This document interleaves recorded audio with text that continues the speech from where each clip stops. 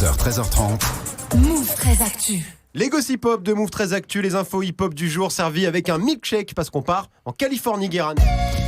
La semaine dernière sortaient 2 albums. Le blockbuster de DJ Khaled, Father of Assad, avec environ 298 featuring. C'est ça, on a compté. Jay-Z, Beyoncé, Cardi B. En additionnant le nombre de followers de tous les artistes, tu arrives à peu près 3 fois la population mondiale, faut le savoir. Et face à lui, Igor, de Tyler, the Creator. Exactement le contraire de DJ Khaled, puisque Tyler a tout produit et arrangé tout seul chez lui, alors que lui, Khaled, quand il sort un album, on sait pas vraiment ce qu'il fait. Oui, c'est vrai que c'est un peu difficile. Et les chiffres de vente sont tombés hier, et la fin va nous surprendre. Et ouais, le numéro 1, c'est Tyler, mais de loin, avec 165 000 albums bicravés. 30 000 de plus que Khaled, c'est historique. C'est la première fois qu'un rappeur solo arrive en tête du top album avec un truc autoproduit qui entre directement, d'ailleurs, je vous le dis, dans les projets les plus marquants de cette année. Et ça te fait plaisir, toi, cette performance? Oui, c'est vrai. Mais Parce oui. que déjà, c'est une vraie proposition artistique, un vrai album. J'ai rien contre Drake, DJ Khaled. Mais les Zumba de 32 sons en mode playlist fruité caliente, ça va 5 minutes. Et puis Igor, c'est un peu un ovni musical. C'est un bordel, c'est foutraque, mais tout se goupille bien. Parce que par exemple, on passe de ça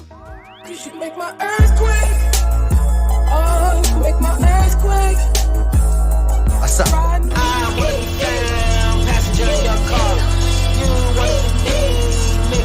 Et surtout, ça montre que le rap, c'est la musique la plus créative du monde. On en fait ce qu'on veut, ça peut être ce qu'on veut. Et ça confirme aussi un truc, Tyler, the Creator, c'est pas que une hype, Oui. c'est un artiste très important. C'est vrai qu'il y a toujours eu cette hésitation avec lui. Bah, à juste titre, avec son crew de Future et la bande, Frank Ocean, Earl Sweatshirt, Vince Staples, Tyler en chef de meute un peu, ils ont pété au début des années 2010 en étant un peu les sales gosses. Mais on est différents des autres. Ils parlaient de mal-être adolescent, de cul, et ils insultaient tout le monde. Oui. Personne n'était leur pote. En ce qui me concerne, j'ai trouvé créatif, mais un peu snob. Surtout Tyler, qui sait tout faire, mais qui était un peu fort en rien. C'est-à-dire c'était le plus fort en rien du tout. Il sortait des sons incroyables, par contre, comme Yonkers ou son feat avec Pusha T, Trouble on My Mind. Mais il passait aussi beaucoup de temps à faire des soirées de lancement de sa marque de fringues golf dans des concept stores. Typiquement le mec doué qui a un super CV, mais qui, sur la lettre de motivation, se dit tiens, à la place de signer, je vais faire des beats. Et avec Igor, il prouve que c'est pas juste un effet de mode. Bah, il avait commencé quand même il y a 2 ans avec son album Flower Boy, mais là avec le bordel organisé de Igor, il confirme qu'il est aussi fort en son que pour faire des casquettes. Et il trace un nouveau chemin musical hyper personnel, c'est pas différent juste pour dire qu'il est différent. Et ça peut schémar en plus, puisque ça marche. On n'est pas obligé de faire de la trappe de nouveau Aristo des strip clubs d'Atlanta, on n'est pas obligé de faire du Cardi B ou des débilités de rap Dragibus. C'est-à-dire Lil Pump, les gens qui ont des cheveux multicolores.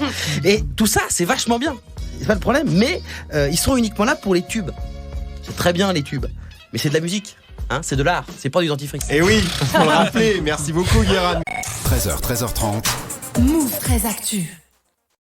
Tu es connecté sur Move.